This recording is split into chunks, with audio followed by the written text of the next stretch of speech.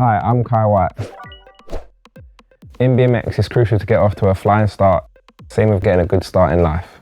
Let's level out your finances with HSBC UK.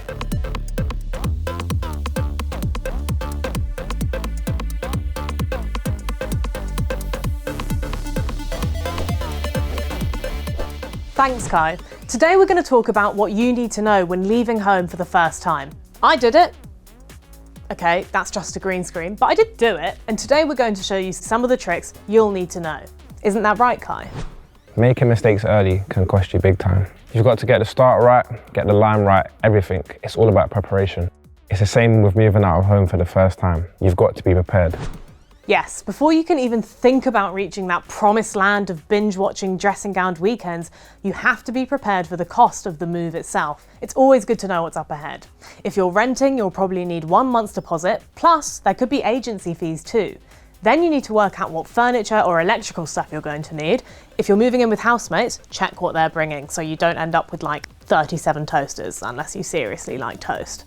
Just make sure you've got everything you need to get going and work out how much that's going to cost you so you don't have a nasty surprise right at the start. Here's Kai to keep us on track.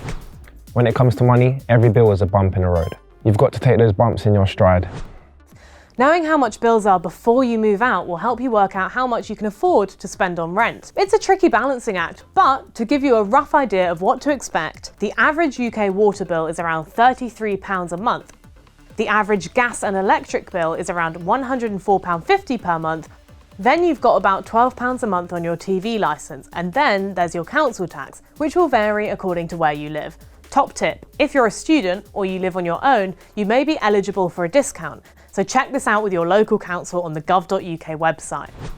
You may be thinking, wow, that sounds like a lot, maybe I'll just not move out. But following the steps outlined here should make it all seem a bit less scary. If you're sharing with housemates, you need to share the bills, dividing them up between however many people are living in the house or flat. So that'll be you and your two mates, the girl who's never there, plus that guy who only comes out of his room at 2 AM and eats baked beans out of the tin with a spoon. Why do they do that? Remember, you're all in this together, right, Kai? Totally. When I'm competing, it's not just about me. It's about the coaches, the physios, the team, the whole crew having each other's backs. So if you're living with housemates, you've all got responsibilities now. You've got to work as a team. This is where a monthly household meeting can help. Yes, they can be stressful, but they're a chance to catch up on what's being paid and when, and whether you need to make changes to your system. Plus, it gives an opportunity for someone to say if they're struggling to pay their share. Trust me, that is going to happen. Most of us will have a point in our lives where we don't have as much money as we thought we would. Remember, if you get into difficulty paying your bills, you can always speak to the energy provider or landlord or whoever you're paying, and they may be able to help work something out like a payment schedule. Also, your bank's there to help, so if you get in trouble, just ask them.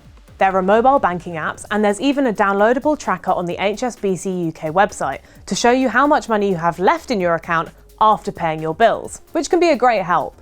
And whether you're living on your own or with others, make sure you have a separate account with some emergency funds which you can dig into to help you with any unexpected bumps in the road. In an ideal world, you'd have about 6 months living expenses just in case. Especially the way things are sometimes, where you may not always be confident of a regular income, saving is a really smart thing to do. The easiest way to make sure your bills get paid on time is by direct debit. A direct debit allows companies to tell your bank to transfer money from your account to theirs. Top tip, try and set up your main household bills to be paid by a direct debit a couple of days after your payday, so you can see how much money you have for the rest of the month. The most important thing with bills is that you actually pay them, especially if your name is on the bill, because then you're responsible. Late payments are a pain and can be costly.